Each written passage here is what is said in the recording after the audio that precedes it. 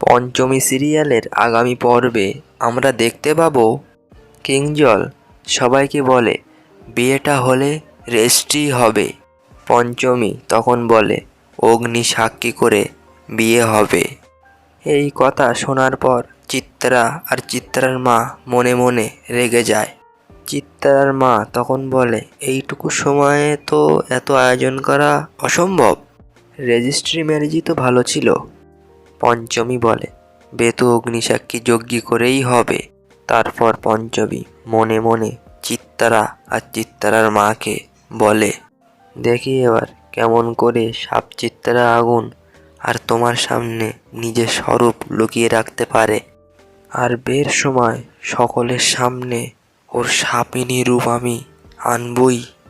ভিডিওটা ভালো লাগলে আমাদের চ্যানেলটাকে সাবস্ক্রাইব করে অবশ্যই আমাদের পাশে থাকবে।